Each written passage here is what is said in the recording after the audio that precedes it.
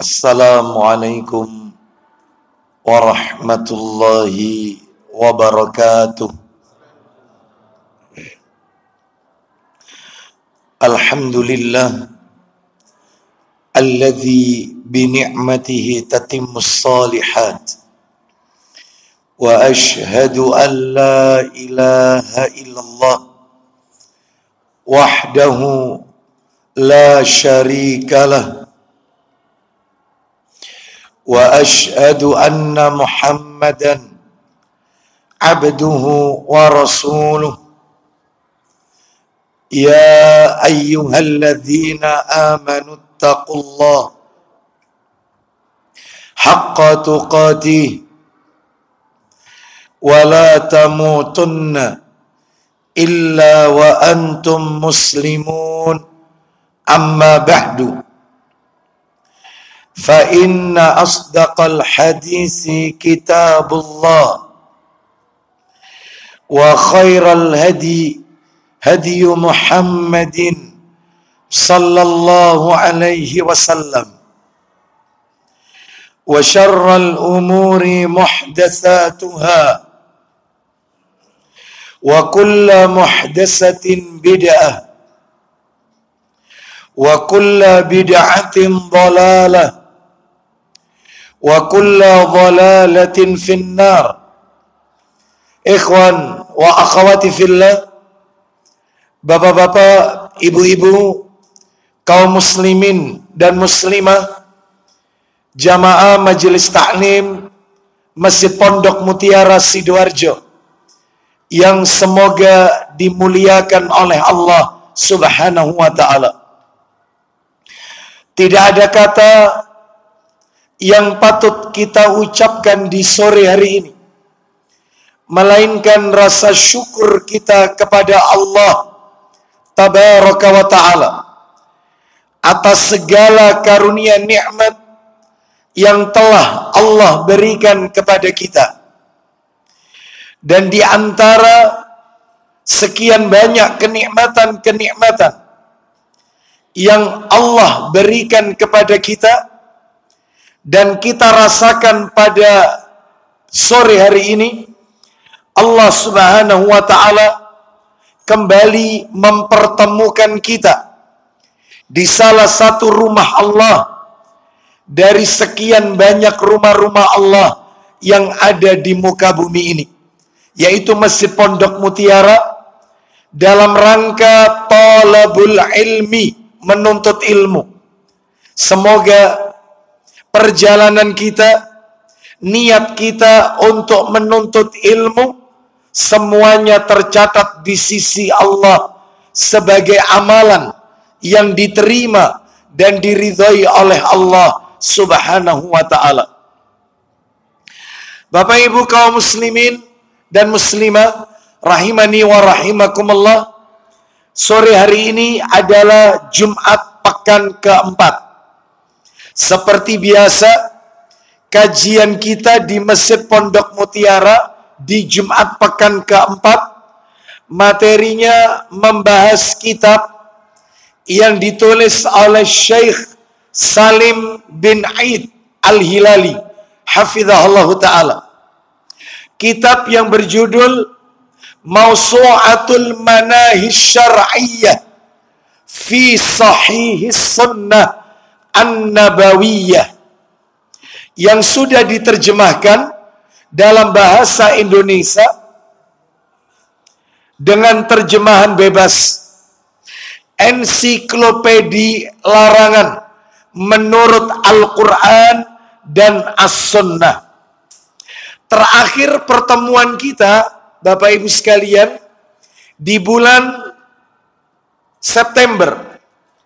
Karena di bulan Oktober saya uzur. Di bulan Oktober kita sempat bertemu di Masjid Pondok Mutiara di Jumat pekan kedua. Itu materinya beda. Materinya tentang mendulang 99 hadis Nabi. Itu yang pekan kedua.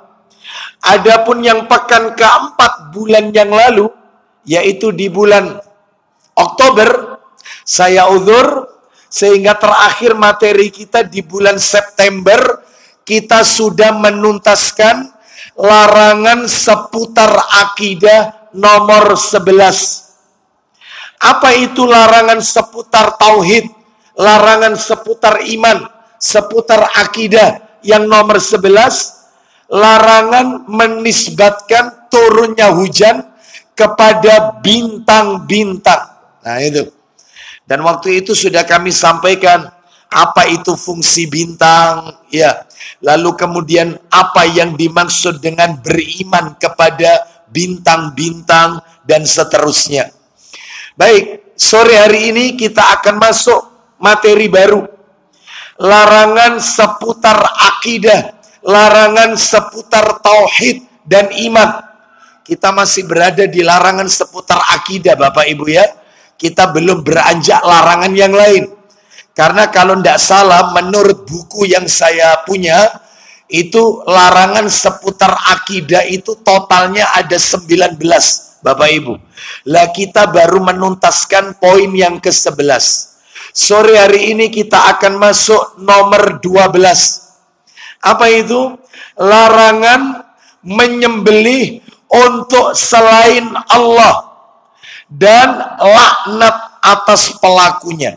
Itu dimurkai oleh Allah, dilaknat oleh Allah. Saya ulang ya, larangan yang ke-12 yang kita bahas sore hari ini adalah larangan menyembelih untuk selain Allah dan ancaman laknat murka atas pelakunya. Baik, Bapak Ibu kaum muslimin dan muslimah rahimani wa rahimakumullah. Seperti biasa, kajian kita selalu kita bagi menjadi 2 bagian. Kan begitu ya? Yang pertama, dalil-dalilnya dulu. Mana dalilnya? Bahwasannya menyembelih yang ditujukan kepada selain Allah itu dilarang. Itu bisa melunturkan akidah tauhid kita. Haram hukumnya, pelakunya pun dilaknat. Nah nanti dalilnya saya sebutkan semua. Dalil-dalilnya Bapak Ibu sekalian. Dalil-dalilnya. Lalu kemudian setelah dalil, materi kedua. Penjelasan dari dalil-dalil tersebut. Jadi setelah kita sebutkan satu persatu nanti dalilnya, larangan menyembelih untuk selain Allah. Lalu kemudian yang nomor 2 kita jelaskan apa pelajaran atau buah yang bisa kita petik dari dalil-dalil tersebut. Baik, Bapak Ibu sekalian, rahimani wa rahimakumullah, kita akan sebutkan dalilnya. Saya sampaikan 6 dalil saja. Sebenarnya lebih dari 6. Kita menghemat waktu. 6 dalil yang menunjukkan menyembelih untuk selain Allah dilarang, hukumnya haram. Bahkan pelakunya mendapatkan ancaman laknat. Nah itu. Mana dalilnya? Ada 6. 1 dalilnya. Dalil yang pertama adalah firman Allah Subhanahu wa ta'ala yang termaktub di dalam Al-Quran surat Al-Baqarah, Bapak Ibu. Surat Al-Baqarah, surat yang ke-2, ayatnya 173. Al-Baqarah ayat 173. Sebentar ya. Baik, sebentar. Ya, kita akan dengarkan murotalnya lebih dahulu. Al-Baqarah ayatnya 173. Al-Baqarah 173. Allah Ta'ala berfirman, Innama harrama alaikumul maitata waddama wa lahmal khinziri wa ma uhilla bihi lighairillah faman yadurra ghayra baghin wala 'adin fala isma 'alaihi innallaha ghafurur rahim. Kita dengarkan awal-awal ayat, silakan. Sesungguhnya dia hanya mengharamkan atasmu bangkai. Diingat-ingat ya, yang diharamkan oleh Allah, hukumnya haram. Apa itu? Yang pertama, bangkai. Nomor dua, darah, dide, darah. Darah yang mengalir. Itu kedua. Nomor tiga, Daging babi. daging babi. Lalu yang terakhir, yang keempat, Dan daging hewan yang disembelih dengan menyebut nama selain Allah. nah, jelas. Ini ya, yaitu hewan yang disembelih ketika menyembelihnya menyebut nama selain Allah. Jadi dia tidak mengucapkan bismillah. Karena bismillah itu kan artinya dengan menyebut nama Allah. Dia tidak mengatakan bismillah ya Allahu Akbar ketika menyembelih. Tetapi dia ketika menyembelih menyebut nama-nama selain Allah. Diperuntukkan untuk jin, penguasa alam, dan seterusnya. Maka ini haram hukumnya. Termasuk syirik, Bapak Ibu sekalian. Nah, nanti kita akan rinci penjelasannya. Yang penting panjenengan tahu dulu dalilnya. Larangannya di dalam Al-Quran. Sekarang kita akan bacakan lagi dalil nomor 2. Coba dibuka dalil yang kedua. Larangan menyembelih untuk selain Allah. Atau ketika menyembelihnya disebut nama selain Allah. Gitu ya. Baik. Dalilnya adalah yang kedua. Surat Al-Ma'idah. Surat yang nomor 5. Ayatnya ayat 3. Bapak Ibu sekalian. Al-Ma'idah ayat yang ketiga. Al-Ma'idah ayat 3. Kita dengarkan. Allah Ta'ala berfirman. Kita baca penggalan ayat saja. Allah berfirman. حرمت عليكم الميتة والدم ولحم الخنزير وما أهل لغير الله به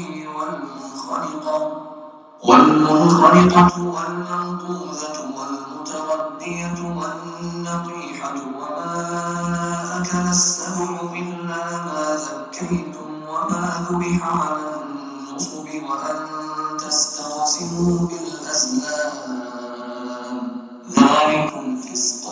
Baik, sampai situ. Ila akhir ayat. Silakan. Diharamkan bagimu makan bangkai, darah, daging babi, dan daging hewan yang disembelih bukan atas nama Allah. No. Kita ulang lagi. Coba dibaca dari awal. Diharamkan bagimu. Diharamkan bagimu memakan bangkai, Satu, bangkai. Dua, darah, darah. Dide. Terus nomor 3, daging babi, daging babi. Nomor 4, dan daging hewan yang disembelih bukan atas nama Allah. nah, itu. Menyembelihnya tidak menyebut nama Allah. Atau menyembelihnya diperuntukkan untuk selain Allah. Haram hukumnya. Termasuk dosa besar, Bapak Ibu sekalian. Dan ini termasuk syirik. Bagian daripada kesirikan. Terus lanjut. Belum kelar itu. Silakan. Yang tercekik, Yang tercekik. Memakan hewan yang tercekik. Lanjut. yang dipukul, Yang dipukul. Terus. yang jatuh, Yang jatuh. Terus. yang ditanduk, Terus. dan yang diterkam binatang buas, Kemudian. kecuali yang sempat kamu sembelih, Kemudian. dan diharamkan pula yang disembelih untuk berhala. Nah, itu. Di awal, yang awal dikatakan menyembelih dengan selain nama Allah. Jadi menyembelihnya bukan baca bismillah, tetapi selain nama Allah. Sedangkan yang barusan kita dengarkan bisa jadi menyembelihnya baca bismillah, tapi untuk jin, untuk penguasa pantai, larung sesaji, untuk diberikan di kawah, ya, untuk ya penguasa alam. Nah, sedekah bumi. Oh, ya, banyak ritual-ritualnya. Nanti kita akan sebutkan satu persatu. Jadi berarti di dalam surat Al-Ma'idah ini penyembelihannya itu ada dua model. Model pertama menyembelih gak baca nama Allah, tapi nama-nama selain Allah. Model yang kedua menyembelihnya menyebut nama Allah, tapi tujuannya bukan untuk Allah, tapi untuk jin berhala. Nah, itu sama-sama syirik. Bapak Ibu sekalian, rahimani wa rahimakumullah. Perhatikan baik-baik Al-Maidah ayat 3 ini. Perhatikan. Yang diharamkan oleh Allah ternyata sedikit Bapak Ibu. Makanan yang diharamkan oleh Allah itu di dalam Al-Quran sedikit. Yang banyak itu yang halal. Makanya karena yang banyak yang halal tidak dirinci satu persatu oleh Allah dalam Al-Quran. Yang haram itu sedikit, makanya dirinci oleh Allah Azza wa Jalla. Pengen tahu, kita jelaskan ya, satu persatu yang diharamkan oleh Allah Azza wa Jalla, makanan. Yang pertama Bapak Ibu, kalau kita lihat tadi, yang pertama adalah, yaitu adalah al-maitah. Apa itu al-maitah? Bangkai. Bangkai, itu nomor satu itu, yang dilarang. Yang nomor dua, darah yang mengalir. Dide. Tuh ya, itu yang dilarang. Yang nomor tiga, daging babi. Khinzir, daging babi. Yang keempat yang dilarang, hewan yang disembelih untuk selain Allah. Ya cuma 4 ini aja. Loh yang tadi itu Ustadz, yang dipukul, yang tercekik, yang jatuh, yang diterkam binatang buas. Lah itu apa? Sabar. Yang penting dipahami dulu, dalam ayat tadi yang dilarang 4. 1 bangkai, yang kedua darah yang mengalir, dide. Yang keempat babi, yang keempat hewan yang disembelih untuk selain Allah. Nah, yang masuk kategori bangkai banyak. Kan nomor 1 bangkai ya. Yang masuk kategori bangkai banyak. Apa saja yang masuk kategori bangkai? 1, al-munkhaniqah. Apa al-munkhaniqah? Hewan yang mati dalam keadaan tercekik. Bangkai. Oh, tidak sempat disembelih. Matinya mati dicekik. Ya sudah. Terus yang masuk kategori bangkai lagi, al-mauqudzah, hewan yang mati karena dipukul dengan tongkat. Saya tanya, lele itu diapakan? Hah? Lele diapakan lele? Jujur, lele diapakan? Pecinta lele gimana? Pecinta lele? Lele pecel lele ya? Lele penyet. Mantap itu ya. Setelah taklim ini kita mampir ya. Bapak Ibu sekalian, nah ini kan binatang air Bapak Ibu, bangkainya dalam hal ini laut ya atau air, maka dalam hal ini halal apa-apa ya. Nanti kita akan jelaskan. Terus kemudian jadi yang pertama tadi yang tercekik itu bangkai. Yang kedua apa tadi? Yang dipukul. Yang ketiga adalah al-mutaraddiyah. Apa al-mutaradiyah? Hewan yang mati karena jatuh dari tempat yang tinggi. Ya. Misalnya ayam jatuh dari lantai 21. Ayam bunuh diri. Ya. Ada ayam bunuh diri. Mungkin didorong ayamnya, ya. Barangkali ada yang dorong mungkin ya. Jatuh dari ketinggian, mati. Ya, kambing misalnya jatuh dari ketinggian, ya. Mati dia. Ya baik, kita lihat sekarang. Terus yang keempat, yang terakhir, yang masuk kategori bangkai. Jadi ada yang tercekik, ada yang tadi dipukul terus mati, ada yang jatuh dari ketinggian. Yang terakhir, yang keempat adalah an-natiha. Apa an-natiha? Mati karena ditanduk sama temannya atau binatang buas. Oh mohon maaf, ditanduk oleh temannya. Bukan 4 berarti. Yang kelima adalah yaitu hewan yang diterkam oleh binatang buas yang kita belum sempat menyembelihnya. Jadi Ustadz, kalau misalnya itu ditanduk atau diterkam atau jatuh dari ketinggian, itu sempat kita sembelih, maka halal, bukan bangkai. Halal, bukan bangkai. Seperti beberapa waktu yang lalu kejadian. Saya pernah sempat cerita waktu itu, kalau nggak salah di YouTube ada. Karena ini testimoni, kejadian nyata di depan saya. Ada sebuah mobil di depan saya, dia berhenti mendadak. Akhirnya rupanya dia menabrak ayam jago. Ayamnya, mungkin ayam itu ya, ayam aduh, tinggi Bapak Ibu, ayam jagonya, tinggi. Itu yang punya marah-marah. Lah saya turun karena marah-marah saya turun. Saya bilang sama yang nabrak, gak usah ribut. Ayam ini sekarat habis ditabrak. Ini akan sia-sia jadi bangkai, sembelih. Mari ngono tukun. Itu jangan ribut. Sembelih dulu ayam ini. Ya sudah disembelih sama yang nabrak. Bismillah ya Allah, pinjam pisau. Bismillah Allahu Akbar. Sembelih. Halal, wis gorengan. Sekarang berapa ayam ini harganya? Itu kalau mati, bangkai tidak? Bangkai. Segera disembelih. Sebab kalau tidak, bangkai. Nah, makanya yang kayak begini ini Bapak Ibu, kalau sempat disembelih, maka dia tidak termasuk bangkai. Tapi kalau tidak sempat disembelih terus mati, maka dia termasuk bangkai Bapak Ibu sekalian. Bagaimana kalau kasusnya gini Ustaz? Menyembelih seekor kambing betina. Kambing betina. Ketika kambing betina itu kita sembelih, setelah kita kuliti ternyata ada anaknya di dalam perutnya. Ada anaknya. Anaknya mati. Cempe berarti. Anaknya mati. Matinya ikut matinya induk, tapi anaknya tidak sempat disembelih. Ini kira-kira Pak Ustadz, anaknya ini boleh tidak kita bongkar sekalian? Sebab ini kalau di sate enak Ustadz, gamo ini Ustadz. Iya, ini cempe ini. Iya, ya apa Ustaz, boleh enggak? Maka kata para alim ulama bahwasanya matinya anak ikut matinya induk. Sembelian induk berlaku untuk anak. Maka dalam hal ini langsung dibongkar sekalian, enggak apa-apa. Meskipun tanpa disembelih. Seperti itu Bapak Ibu sekalian ya. Wallahu a'lam bishawab. Karena begitu kita bongkar induknya, yaitu isi perutnya, ternyata ada anaknya sudah mati. Enggak apa-apa, halal. Halal itu. Baik, kita lanjutkan. Berarti kalau begitu, yang diharamkan itu totalnya ada 4. Adapun yang nomor 1 bangkai, rinciannya ada 5. Ya. Salah satunya adalah darah yang mengalir. Itu yang nomor berapa tadi? Yang diharamkan nomor berapa?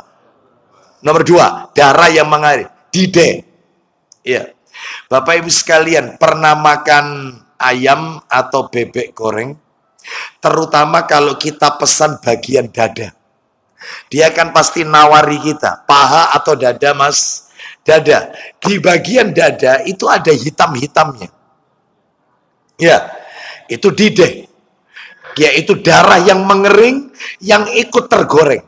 Baik, seperti itu. Terus, saya itu Ustadz pernah makan ayam sebelum diboikot. Nah, yang berafiliasi sama Yahudi belum diboikot. Sekarang kan sudah diboikot. Ketika saya makan, ada sisa darahnya di tulang. Ada enggak? Makan ayam itu ada sedikit darahnya itu ada. Ya, gimana ini? Ya, maka kata para alim ulama, kalau kasus yang pertama tadi darah yang membeku itu nggak boleh kita makan, itu dideh, haram hukumnya. Adapun kalau kasus yang kedua ada darah yaitu di tulang ikan itu, maka ini diperbolehkan. Karena apa? Karena dalam hal ini bukan masuk kategori darah yang mengalir dan itu pun sulit untuk dihindarkan. Sulit untuk dihindarkan. Ya, kecuali Bapak Ibu sengaja kita buka ya ikannya, kelihatan tulangnya ada darahnya, terus disesep-sesep. Ya ini mengkondisikan ya. Ini namanya mengkondisikan. Wong ada yang lain kenapa? Nyesep yang lain itu loh masih enak. Kenapa harus itu? Ya. Lah ini mengkondisikan, bukan terkondisikan. Baik, kita lanjutkan. Jadi jelas salah satunya yang Allah haramkan adalah sembelihan untuk selain Allah atau membaca bismillah tapi untuk selain Allah, atau ketika menyembelih tidak membaca basmalah atau bismillah tetapi selain nama Allah. Syirik Bapak Ibu, syirik ini. Adapun kalau yang tadi Bapak Ibu, ya saya kalau boleh kasih bocoran ya, rinciannya, kalau yang tadi dijelaskan masalah ikan tadi, maka bangkainya ikan, maka dalam hal ini adalah halal. Halal Bapak Ibu sekalian. Ya, halal. Ya, bangkai ikan. Ada 2 bangkai yang dihalalkan. Ya, apa saja 2 bangkai yang halal? Yang pertama apa? Masih ingat? Yang pertama adalah 2 bangkai yang halal. 1 bangkai ikan. Yang kedua adalah belalang. Belalang. Pernah makan belalang? Ya, seperti itu. Bapak Ibu sekalian, ini halal. Selain itu adalah haram. Lalu bagaimana kalau dengan kepiting? Nah, ini. Saya langsung kasih tambahan ilmu saja. Saya bacakan fatwa ulama ya, fatwa ulama. Ya, insya Allah panjenengan akan terkaget-kaget. Ya. Ini kepiting hukumnya halal. Sepakat para ulama, kepiting hukumnya halal. Kura-kura dan penyu. Bagaimana hukumnya kura-kura dan penyu? Sepakat, yaitu disebutkan oleh para alim ulama bahwasannya kura-kura dan penyu hukumnya halal. Halal. Dan kalau bisa sempat disembelih, sembelih saja untuk kura-kura, sembelih. Tapi halal, kura-kura dan penyu. Yang ketiga, hukum anjing laut. Gimana ini? Masih banyak loh kambing, ini anjing laut. Ya, menunya apa? Anjing laut. Anjing laut, hukumnya menurut pendapat Imam Malik, Syafi'i, Al-Laits, Sya'bi, dan Al-Auza'i, hukumnya halal. Halal, anjing laut. Terus berikutnya, landak laut. Landak laut. Hukumnya halal dimakan. Fatwa Lajnah Ad-Daimah, Komite Fatwa Saudi Arabia. Ya.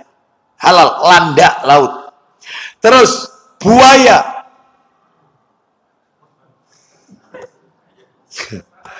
Buaya. Gimana buaya? Jangan dikasih darat, jangan. Buaya hukumnya apa? Buaya di dalam fatwa Lajnah Daimah, Komisi Fatwa di Saudi Arabia. Sepakat buaya hukumnya halal.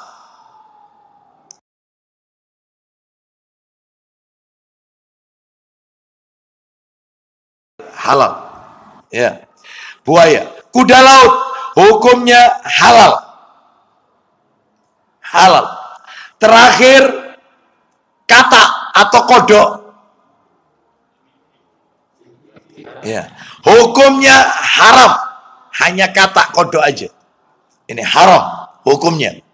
Kenapa? Karena termasuk hewan yang tidak boleh dibunuh.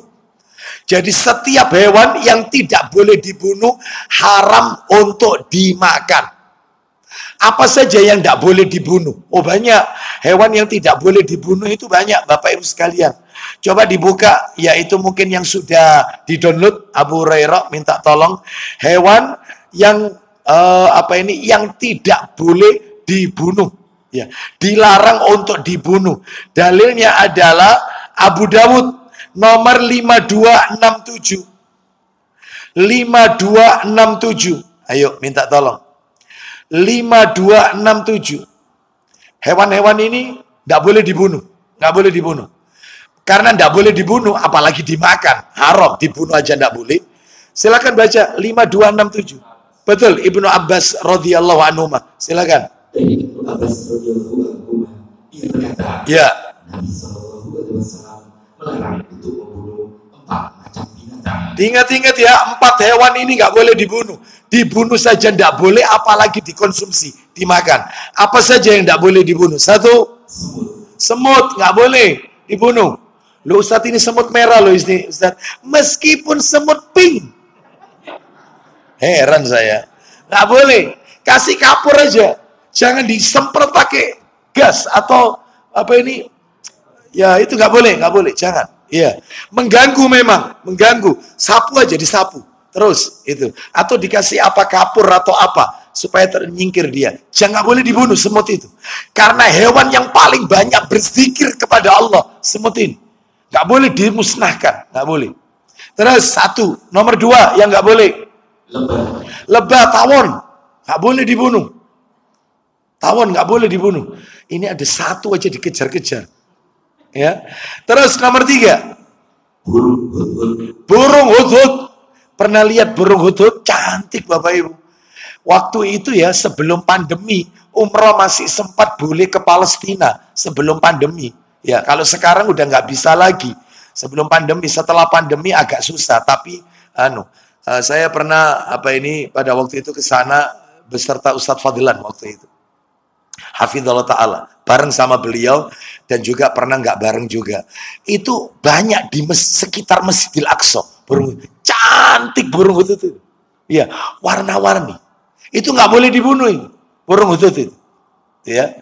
Jadi dia banyak di pelataran kadang-kadang di Masjidil Aqsa. Itu burung hutut. Terus kemudian apalagi yang nggak boleh dibunuh? Dan burung surot salah satu jenis burung. Burung surot. Seperti apa burung surot ini? Burung surot ini katanya adalah kepalanya itu kehitaman, terus sisa badannya keabu-abuan. Jadi mirip kayak perenjak. Tahu perenjak ya? Perenjak itu apa itu? Kepalanya gimana perenjak itu? Tahu perenjak? Perenjak tahu ya? Kutilang. Kecil ya? Itu kepalanya warna apa itu? Hitam kan? Kutilang. Gentilang apa kutilang itu namanya. Ya, belum pernah tahu ya? Baik. Itu burung surot, itu nggak boleh dibunuh. Selain itu boleh. Nah, tambahkan lagi, coba 5269 Abu Dawud 5269 dari sahabat Abdurrahman bin Utsman radhiyallahu an. Silakan. 5269. Silakan. Ya. Dari Abdurrahman bin Utsman radhiyallahu an, dia berkata, ya, silakan. pernah ada seorang dokter yang bertanya kepada Nabi Sallallahu Alaihi Wasallam perihal kata kodok, terus yang dijadikan sebagai obat. Jadikan kata dijadikan obat, terus Maka Nabi Sallallahu Alaihi Wasallam pun bahkan melarang untuk membunuhnya. Nggak boleh dibunuh apalagi dijadikan obat. Lah ini ada obat cacing. Cacing boleh nggak dimakan? Nggak boleh. Termasuk hewan khobits. Hewan yang menjijikkan, cacing. Lalu bagaimana untuk dijadikan obat? Maka hindari Bapak Ibu. Sebaiknya cari yang lain aja. Ya, hindari. Karena ini tidak diperbolehkan. Kata kan tidak boleh dibunuh. Nah, maka dia tidak boleh juga dimakan dan tidak boleh dijadikan obat. Adapun yang lain adalah hewan-hewan yang kita diperintahkan oleh agama untuk dibinasakan. Hewan yang kalau kita ketemu harus dibunuh, dibinasakan. Itu nggak boleh dimakan itu. Kalau tadi kan hewan yang nggak boleh dibunuh, itu nggak boleh dimakan. Ini hewan-hewan yang Nabi menyuruh kita untuk dibinasakan. Itu juga nggak boleh dimakan. Karena hewan ini hewan perusak, hewan fawasik, termasuk hewan perusak. Bahkan termasuk jelmaan syaitan. Apa saja hewan-hewannya? Buka Sahih Muslim. Ada Sahih Muslim. Gak apa-apa nomor asli aja, Abu Hurairah. Sahih Muslim. Nomornya 1198. Ya, 1198. Silakan. Yang satunya dari Aisyah, satunya dari Ibnu Umar. Silakan boleh dipilih. Di situ ada dua redaksi. Dua-duanya dibaca. Silakan, tafadhal. Dari Aisyah radhiyallahu anha, dia berkata, ya, silakan. Rasulullah Sallallahu Alaihi Wasallam bersabda, isinya ada 5 jenis binatang yang berbahaya.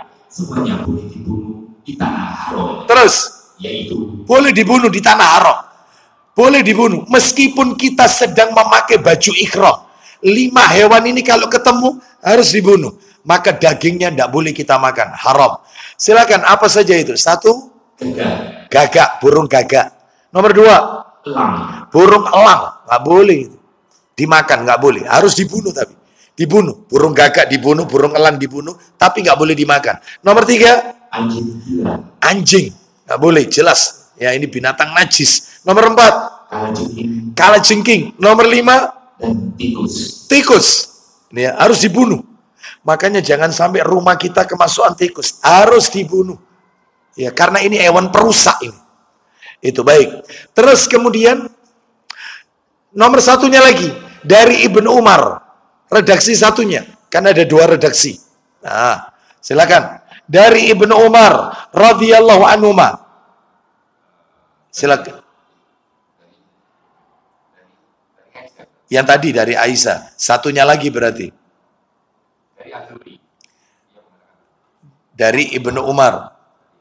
Ya, dari Ibnu Umar radhiyallahu anhuma. Silakan. Ketemu. Masjid punya Sahih Muslim. Ada. Ayo. Cepat ditunggu jamaah ini. Ya. Ada tambahan. Ketemu nggak? Saya carikan kalau begitu. Nomornya berapa tadi? Berapa tadi, Bapak, Ibu sekalian? 1198 Sahih Muslim. Nah ini kelihatan di sini ada beberapa redaksi. Ya, redaksi yang paling bawah, nah itu dari Aisyah yang paling bawah. Naik sedikit ke atas, nah itu redaksinya dari Aisyah lagi. Naik lagi sedikit ke atas. Ya, silakan. Ayo, baca. Terus.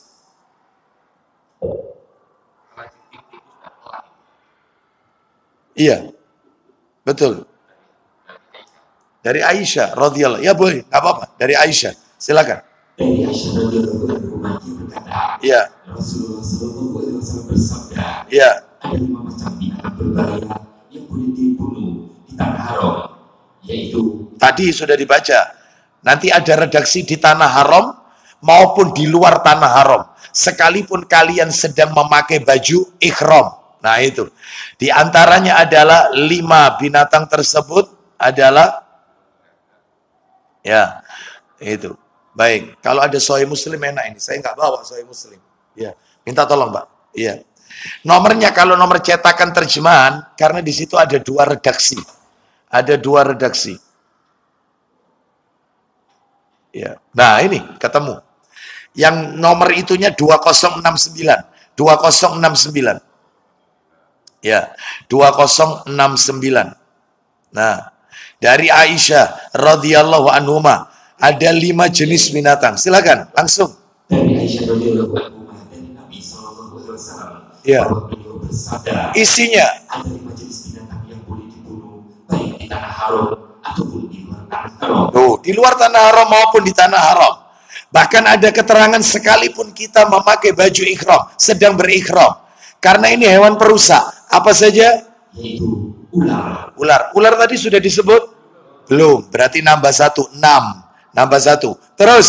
Gagak yang di punggung atau perutnya ada warna putih. Nah, itu gagak. Intinya burung gagak. Tadi sudah disebut. Nggak perlu ditambah. Terus? Tikus. Tikus sudah disebut. Lanjut. Anjing gila. Sudah disebut. Lanjut. Dan elang. Elang sudah disebut. Berarti cuma nambah 1 tok. Yaitu ular. Berarti ada 6 hewan. Harus dibunuh. Ada nambah 1 lagi dalam Sahih Muslim. Silakan bisa dibuka Sahih Muslimnya. Nomornya, boleh nomor cetakan terjemahan. 2095. 2095. Dari Abu Hurairah radhiyallahu an. Nambah 1 lagi itu. Hewan yang harus dibunuh. Bahkan kalau membunuhnya dapat pahala. 2095. Baca. Dari Abu Hurairah radhiyallahu anhu dari Nabi sallallahu alaihi wasallam, sabdanya, siapa yang membunuh cecak 1 kali pukul, Ya, betul. 1 kali pukul dituliskan baginya pahala 100. 100 pahalanya. Kalau 2 kali pukul, Siapa yang membunuhnya 2 kali pukul, maka pahalanya kurang dari itu. kurang dari 100. Kalau 3 kali pukul, Dan siapa yang membunuhnya 3 kali pukul, pahalanya kurang lagi dari itu. nah seperti itu. Jadi Bapak Ibu kalau kepingin ya cari pahala, ya ini nggak apa-apa. Ini ya, berburu cicak. Ya, sekali pukul mati, alhamdulillah, itu dapat pahala 100 Bapak Ibu. Cicak, maka ini binatang perusak, jangan sampai ada di rumah kita. Termasuk tokek, ya termasuk sejenis, 1 spesies. Kita lanjutkan materi kita. Larangan menyembelih atas nama selain Allah. Ya. Tadi kan saya sebutkan nama-nama makanan yang diharamkan. Salah satunya adalah makanan yang disembelih tidak menyebut nama Allah. Atau disembelihnya menyebut nama Allah, tapi ditujukan untuk selain Allah. Sama itu, haram. Kita lihat tambahkan dalil. Al-Baqarah 173 sudah. Al-Maidah ayat 3 sudah. Nomor 3 sekarang dalilnya. Surat Al-An'am ayat 121. Al-An'am 121. Allah berfirman. وَلَا تَأْكُلُوا مِمَّا لَمْ يُذْكَرِ اسْمُ اللَّهِ عَلَيْهِ وَإِنَّهُ لَفِسْقٌ وَإِنَّ الشَّيَاطِينَ لَيُوحُونَ إِلَىٰ أَوْلِيَائِهِمْ لِيُجَادِلُوكُمْ وَإِنْ أَطَعْتُمُوهُمْ إِنَّكُمْ لَمُشْرِكُونَ. Silakan. Dan janganlah kamu memakan dari apa daging hewan yang ketika disembelih tidak disebut nama Allah. Loh, nggak boleh, dilarang menyembelih atau memakan daging hewan yang disembelih tidak menyebut nama Allah. Terus Perbuatan itu benar-benar suatu kefasikan. itulah perbuatan fasik. Stop sampai di situ. Tambahkan lagi dalil nomor 4. Al-An'am lagi. Ayatnya 145. Al-An'am 145. Al-An'am banyak ini, Al-An'am. Allah berfirman. قُلْ لَا أَجِدُ فِيمَا أُوحِيَ إِلَيَّ مُحَرَّمًا عَلَىٰ طَاعِمٍ يَطْعَمُهُ إِلَّا أَن يَكُونَ مَيْتَةً أَوْ دَمًا مَّسْفُوحًا أَوْ لَحْمَ خِنزِيرٍ فَإِنَّهُ رِجْسٌ أَوْ فِسْقٌ أُهِلَّ لِغَيْرِ اللَّهِ بِهِ. Baik, silakan. Katakanlah, tidak mendapati di dalam apa yang diwahyukan kepadaku sesuatu yang diharamkan memakannya bagi yang ingin memakannya, Kecuali yang diharamkan apa aja? kecuali daging hewan yang mati atau bangkai. Bangkai, tadi sudah kita sebutkan macam-macamnya bangkai. Nomor 2, Darah yang mengalir, dide, tadi sudah saya jelaskan. 3, daging babi, daging babi. Nomor 4, karena semua itu kotor atau hewan yang disembelih bukan atas nama Allah. tuh jelas sekali ya. Ini menunjukkan kepada kita dilarang, Bapak Ibu. Sekarang kita lanjutkan dalil yang nomor 5. Saya tutup sampai 5 saja, nggak jadi 6. 5 saja. Karena yang nomor 5 ini dalil hadis. Hadis, jadi Qur'annya 4, hadisnya 1. Yang hadis ini agak panjang. Coba dibuka dalil yang kelima dalam kitab Sahih Targhib wa Tarhib, jilid 4. Betul. Jilid 4. Nomornya 2421. 2421. Kita dengarkan. Sahih Targhib wa Tarhib nomor 2421.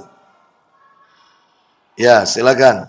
Dari Ibnu Abbas radhiyallahu anhu, dari Nabi sallallahu alaihi wasallam, beliau bersabda, Sebentar, kita dengarkan dulu apa ini bunyi hadisnya.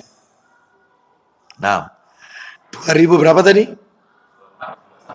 2421. Ya. Lanjut aja, lanjut. Silakan. Allah telah mengutuk siapa saja yang memberi untuk selain Allah. Itu nomor 1. La'anallahu man dabah li ghairillah. Itu nomor 1. Nomor 2, Dan Allah telah mengutuk siapa saja yang merubah batas-batas tanah. Allah mengutuk orang yang merubah batas-batas tanah yang bukan haknya, lalu dia ambil. Nah, ini hati-hati Bapak Ibu. Contohnya, wah kalau saya kasih contoh, wah ini rame nih ya Bapak Ibu sekalian. Contohnya Bapak Ibu, contoh. Kita punya sepetak lahan tanah, misalnya 7 kali 15. Kita bangun di atas tanah itu bangunan, pres. Setelah kita bangun 7 kali 15, kita membuat kanopi. Kanopi. Tahu kanopi ya? Kanopi. Yang menjorok ke luar. Yang kalau kita tarik dari atas ke bawah, itu jatuhnya bukan ke tanah miliknya, tetapi tanah umum. Maka itu nggak boleh. Ancamannya keras. Rumahnya dipres. Ternyata dia punya tanaman, potnya besar potnya. Ditaruh di depan rumah. Saya tanya, tanah yang di atasnya ada pot itu tanah kita atau tanah orang lain. Ya tanah orang lain Ustaz, milik umum. Ya, maka itu nggak boleh, harus dimasukkan. Rumahnya dipres, punya mobil, parkirnya di luar rumah. Sama itu, ancamannya keras. Mestinya korbankan salah satu ruanganmu untuk jadi carport, untuk jadi garasi. Jangan mengganggu kepentingan umum. Banyak nggak yang kayak gini? Parkir di luar. Banyak nggak? Banyak ya? Kecuali kalau memang itu sudah diizinkan oleh ulil amri setempat, RT RW. Misalnya RT RW mengatakan, tolong selokannya ditutup saja, entah pakai beton bis atau apa, tutup, lalu kemudian supaya cantik kampungnya, perumahannya, maka dikasih pot bunga saja. Nggak apa-apa ini, nggak apa-apa. Tetapi kalau tidak ada atau tidak mendapatkan izin, maka nggak boleh, karena ini termasuk bagian dari mengambil tanah bukan milik kita. Termasuk rumahnya dipres buat talang air. Rumahnya dipres, talang airnya talang air luar, sehingga ketika air itu hujan turun, air itu turunnya tidak ke lahan kita, tapi lahan kepentingan umum. Nggak boleh. Kalau rumah dipres ya talangnya talang dalam, jangan talang luar. Mestinya begitu. Nah, ya, ayo kira-kira ya apa ini selama ini? Itu ancamannya dilaknat loh itu, ancamannya. Ulang lagi Abu Hurairah, ulang lagi. Ayo. Dan Allah telah membunuh siapa saja yang berubah batas tanah. Nah itu. Wala'anallahu man ghayyara tuhumal ardi. Terus wala'anallahu man kammaha a'ma anis sabil. Silakan. Allah mengutuk siapa saja yang menyimpangkan jalan bagi orang yang buta. Allah mengutuk orang yang menyimpangkan orang buta dari jalan. Ya, jadi semestinya dia itu mau kemana disimpangkan, dijadikan bahan candaan. Ya, maka ini dilaknat orangnya. Hati-hati. Terus wala'anallahu man sabba walidayhi. Silakan. Allah mengutuk siapa saja yang mencela kedua orang tuanya. Kayaknya ndak ada Ustadz anak mencela orang tuanya, memang jarang kita temukan.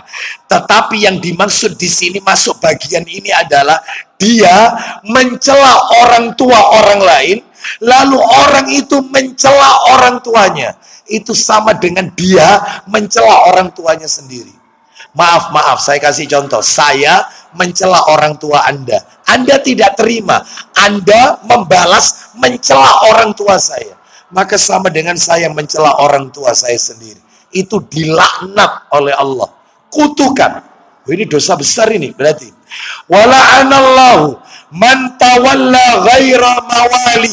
Silakan. Allah mengutuk siapa saja yang berwali bukan kepada walinya. Allah melaknat orang-orang yang berwali bukan kepada walinya. Contohnya banyak. Contoh kasus ada dua. Yang pertama kasus pernikahan. Wanita yang dinikahi laki-laki, maka setelah menikah di belakang nama wanita itu bukan dicantumkan nama ayahnya, tapi nama suami. Haram hukumnya, nggak boleh. Saya pernah ngasih contoh kan masalah ini. Misalnya ada seorang wanita, maaf ya kalau ada kesamaan nama. Misalnya wanita itu bernama Farida, yang laki-laki bernama Hasan. Lalu ayahnya Farida ini namanya Abdullah. Mestinya kan yang benar itu Farida binti Abdullah. Atau kalau nggak pakai binti, Farida Abdullah. Kan gitu. Ini tidak, setelah menikah berubah Farida Hasan. Haram, dilaknat, bahkan nggak dapat bau surga. Ya. Terus di masyarakat namanya wanita itu kelam, yang disebut selalu nama suami, Bu Hasan, ya, itu ya, Bu Khairul, itu ya di sini, ya, Bu Toy, macam-macam lah, pakai nama suami. Lah ini nggak boleh, ya. Terus kasus yang lain, kasus adopsi anak. Karena dia merasa anak ini kita adopsi, dia adopsi mulai dari bayi, maka giliran saat menikah maka binti di belakang anak ini disertakan nama bapak adopsinya. Haram. Nah, boleh. Lah terus namanya siapa namanya? Ya pakai nama ayah kandungnya. Lah wong anak ini kita temukan di jalan, dibuang sama orang tuanya. Saya nggak tahu ini anaknya siapa. Mulai bayi ya tak emong anak ini. Ya, saya pelihara. Maka caranya tanpa diberi binti. Terus yang nikahkan wali hakim. Bapak adopsi nggak boleh. Bahkan hidup satu rumah dengan bapak adopsinya selama anak ini belum disusui 5 kali penyusuan tidak sah karena bukan mahram. Bahkan bapak adopsi boleh ngawini anak ini, boleh dikawin, boleh supaya jadi mahramnya, boleh karena nggak sempat disusui soalnya. Nah itu ya. Baik, kalau anak itu laki-laki Ustadz, maka bukan mahram sama istrinya orang ini. Jadi kalau wanita ini buka jilbab, maka dilihat sama anak adopsinya karena belum disusui, maka haram hukumnya, bukan mahram. Bukan. Itu kalau suaminya meninggal, anak ini boleh ngawini ibunya, ibu adopsi. Sah, wong nggak disusui. Jadi kayak orang lain ini statusnya. Orang lain ini. Ya. Tapi kalau disusui 5 kali penyusuan sampai kenyang, 5 kali kenyang, itu ada aturan mainnya itu. Sekali menyusu, maka dia sampai kenyang. Misalnya nih, disusui oleh seorang wanita, mohon maaf, dengan payudara sebelah kiri. Lalu di tengah-tengah penyusuan itu, si wanita ini melepas, yaitu asinya, dipindah ke payudara sebelah kanan. Itu tidak dihitung 1 itu. Nggak masuk. Jadi 1 sampai dia, apa itu istilahnya? Muntah. Apa itu? Gumo. Kenyang betul, itu dihitung 1. Hitung 1. Seperti itu. Lah kalau misalnya istri saya tidak menyusui, wong istri saya tidak pernah melahirkan, gimana caranya? Caranya adalah supaya anak ini bisa ikut kita, nikahi ibunya anak ini.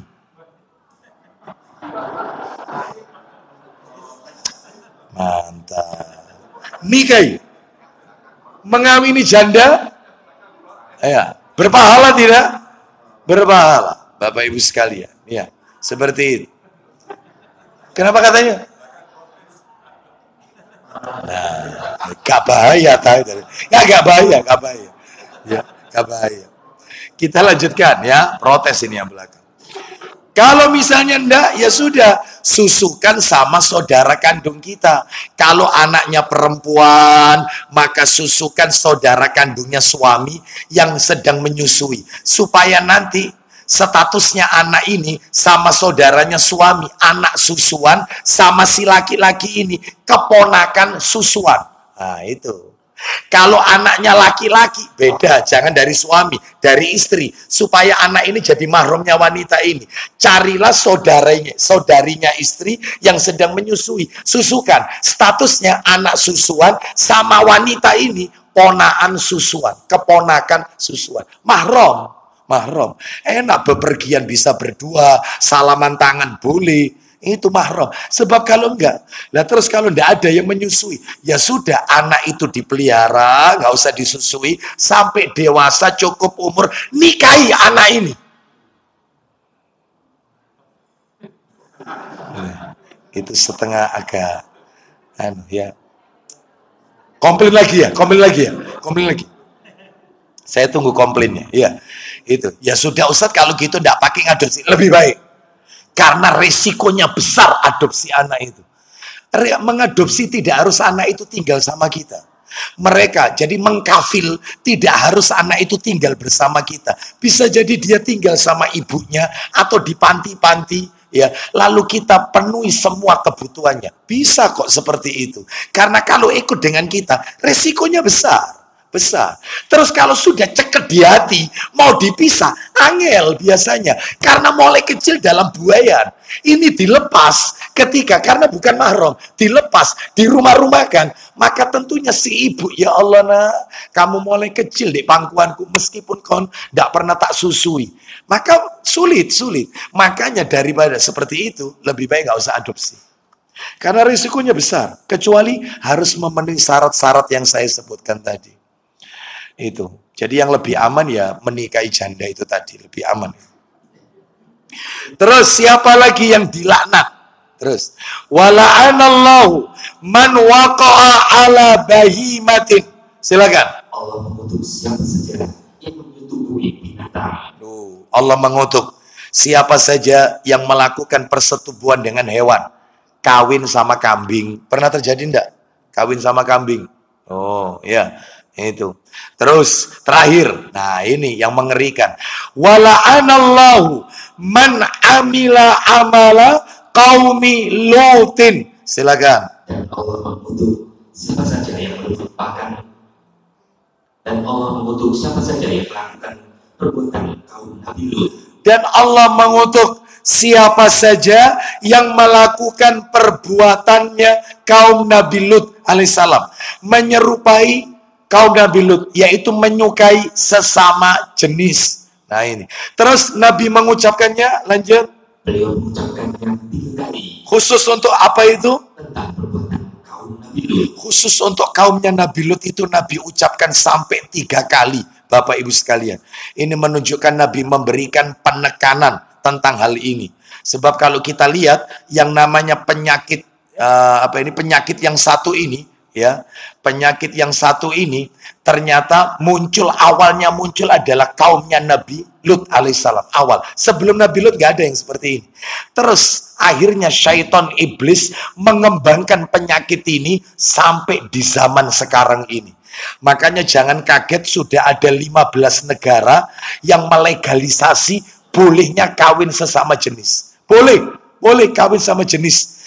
Siapa negara-negara ini? Di antaranya adalah naudzubillah min dzalik, Afrika Selatan, Argentina, Belanda, Belgia, Brasil, Denmark, Islandia, Kanada, Norwegia, Perancis, Portugal, Selandia Baru, Spanyol, Swedia, Uruguay. Semua itu melegalkan LGBT, legal.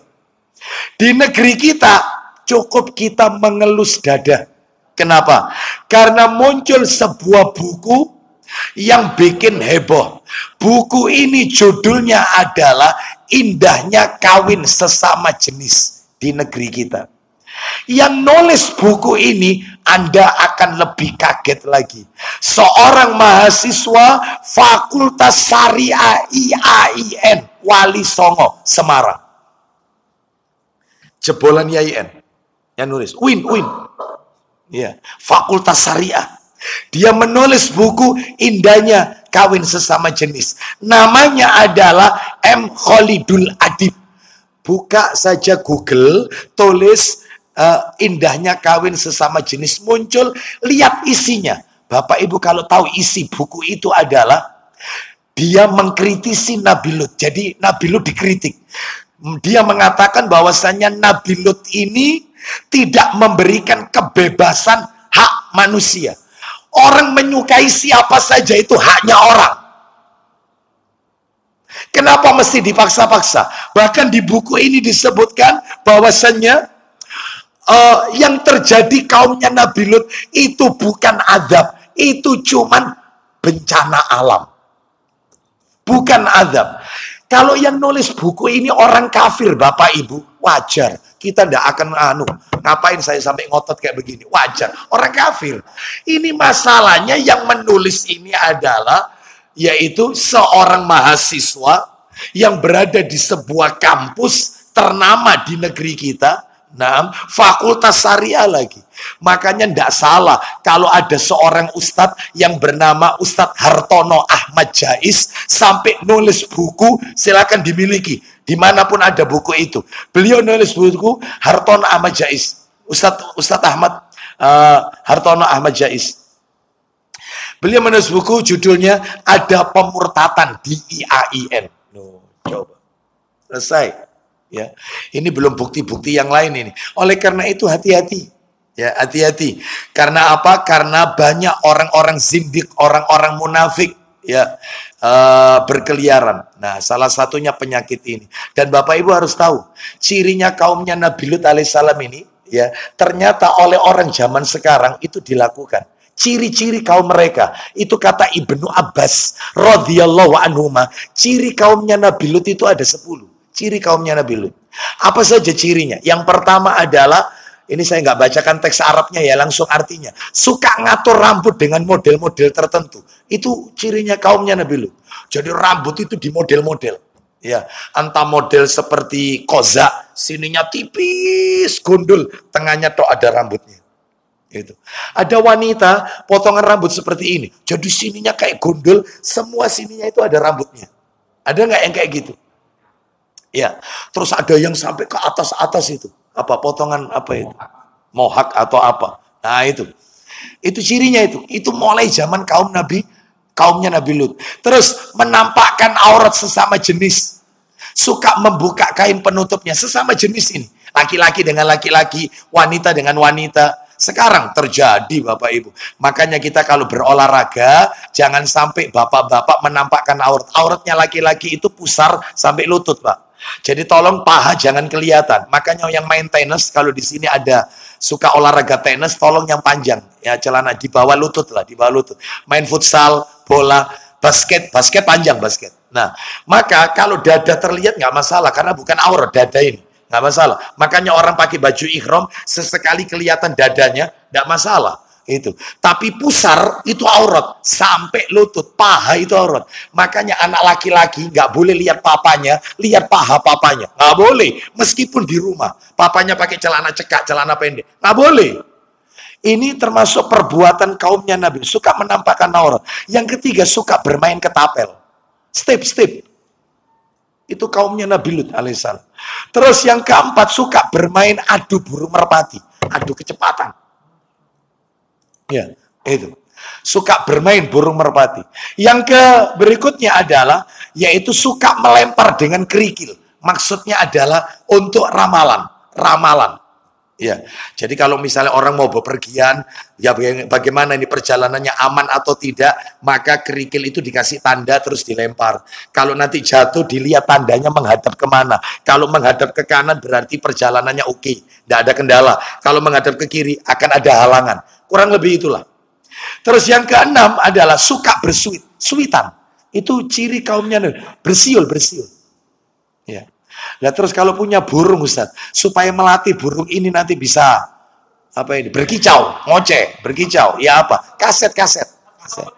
Ya, assalamualaikum ya. Itu biu kan ya. Pakai kaset aja, kaset.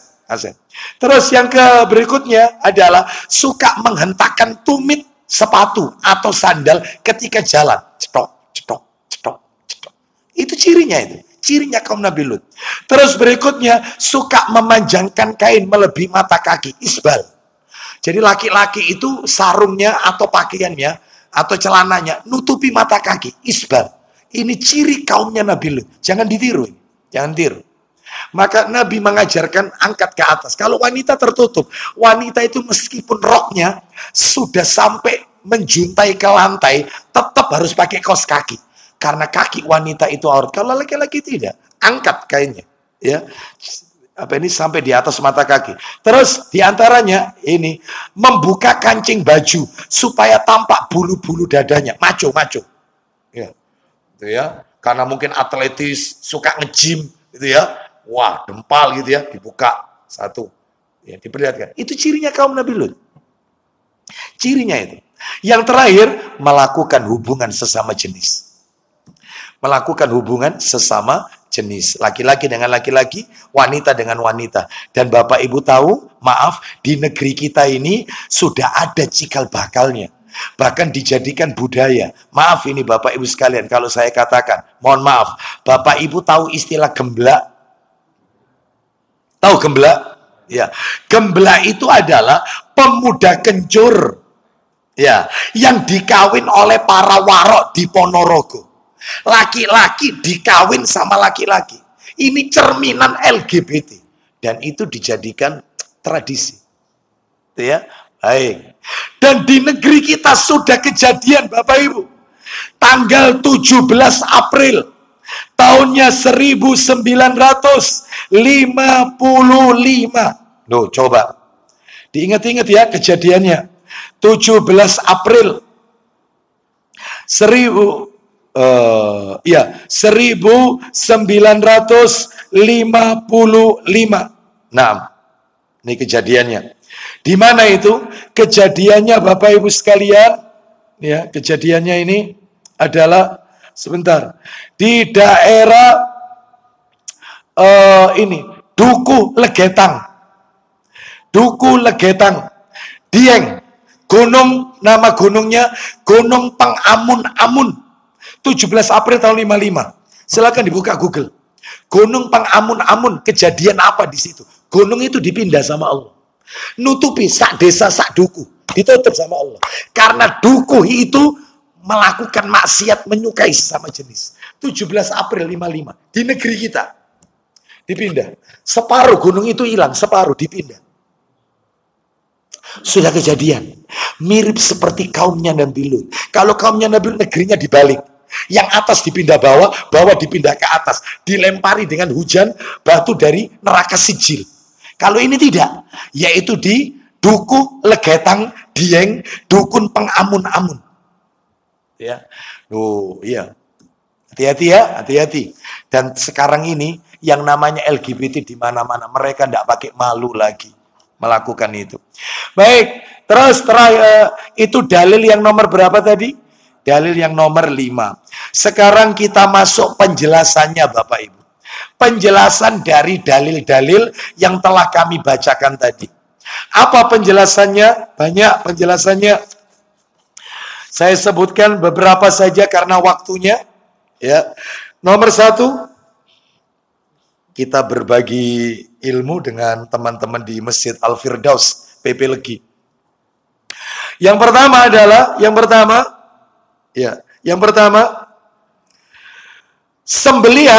sembelihan merupakan salah satu jenis ibadah yang ditujukan kepada Allah. Namanya menyembelih, itu adalah ibadah Bapak Ibu. Bagian dari ibadah. Ibadah itu banyak ya, sholat itu ibadah, ya, zakat ibadah, puasa ibadah, haji, umroh ibadah, zikir, baca Quran ibadah, menikah itu ibadah, doa, menikah, ibadah juga, termasuk menyembelih. Menyembelih itu bagian dari ibadah yang semestinya namanya ibadah ditujukan kepada Allah. Ayo dalilnya di mana? Sembelian itu harus ditujukan kepada Allah. Dalilnya, tolong ini saya tunjukkan surat apa ini? Yang bisa berangkat umroh. Berangkat umroh, surat apa, ayat berapa ini? Yang bisa berangkat umroh dengan syarat sudah mendaftar di travel itu. Ya. Sudah tercatat sebagai peserta umroh. Surat apa ini? Allah berfirman. Wah, sudah. Bismillahirrahmanirrahim. Inna a'tainaka al-kautsar. Fashalli li rabbika wanhar. Inna shani'aka huwal abtar. Masya Allah. Kok pernah tahu surat ini ya? Ini favorit ternyata. Ya. Surat favorit kita ini kalau sholat. Ya. Baik. Lihat yang ayat 2 Bapak Ibu. Mohon maaf. Ya, ayat 2. Fasalli li rabbika wanhar. Maka laksanakanlah sholat karena Tuhanmu. Sebentar.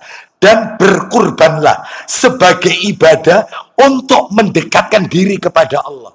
Berarti berkurban, menyembelih, itu mestinya ditujukan kepada Allah. Lah ini tidak. Menyembelih ditujukan untuk selain Allah.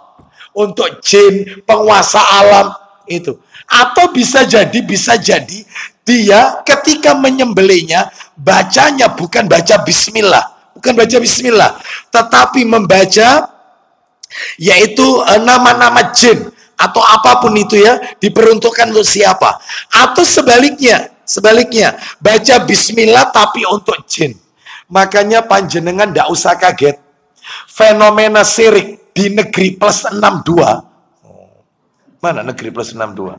Ya, setahu saya tempat saya 031. Ya, fenomena syirik salah satunya adalah ini. Bentuk-bentuk persembahan, sembelihan kepada selain Allah. Contohnya, kalau boleh saya sebutkan ini, contoh Di antaranya, di negeri kita ini ada satu ritual, namanya ritual labuhan. Apa itu?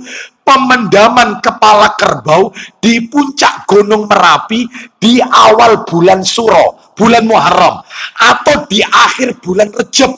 Ya, untuk siapa? Persembahan itu ditujukan untuk Kiai Sapu Jagat yang dianggap sebagai jin penguasa Gunung Merapi. Jadi kerbau itu disembelih tujuannya untuk dipersembahkan Kiai Sapu Jagat penguasa Gunung Merapi. Oh, namanya ritual labuhan.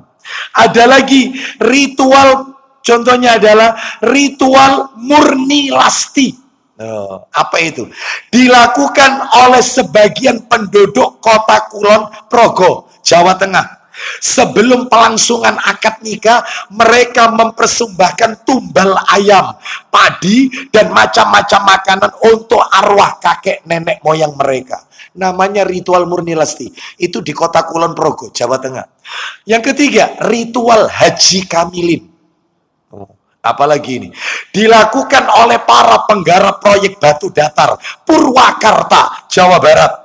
Dengan cara menyembelih kerbau, lalu kirim sesaji kepada jin yang namanya Haji Kamilin. Sudah haji. Jinnya sudah haji. Namanya jin Haji Kamilin.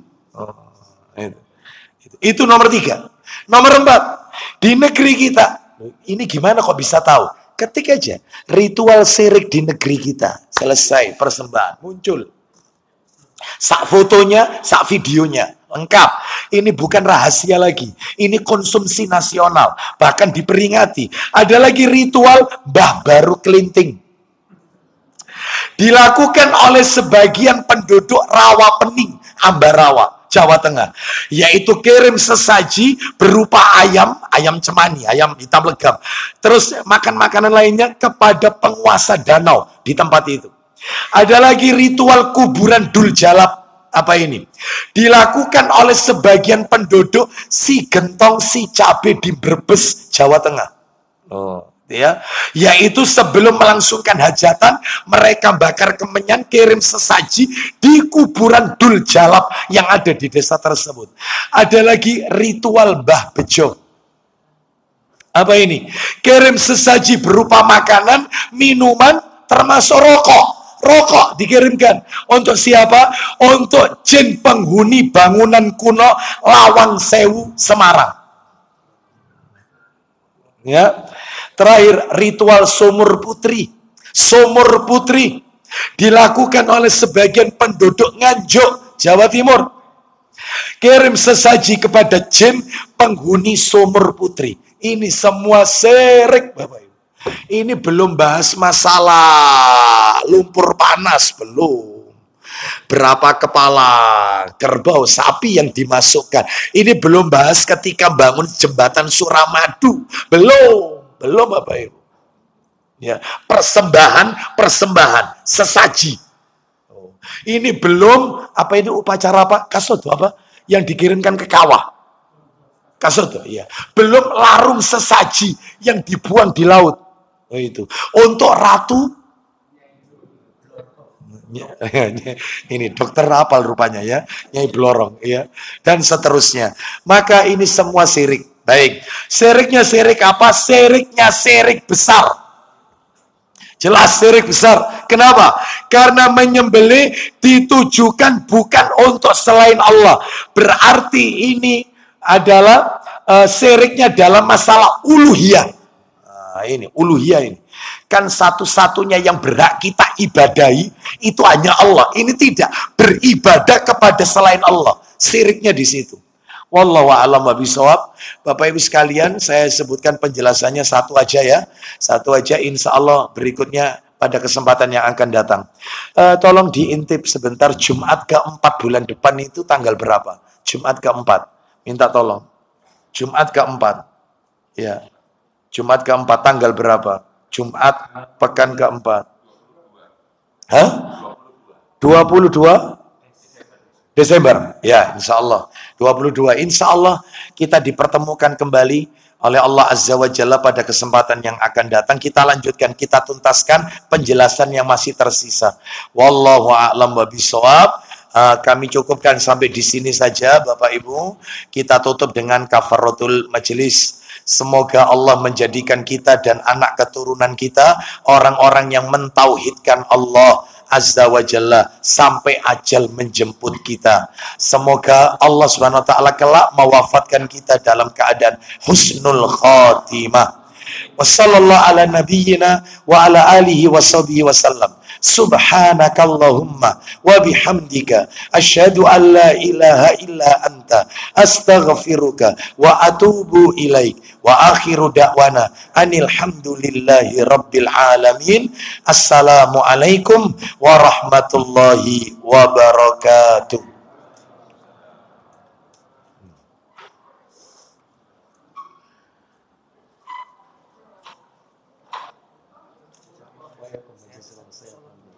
Iya, Masya Allah.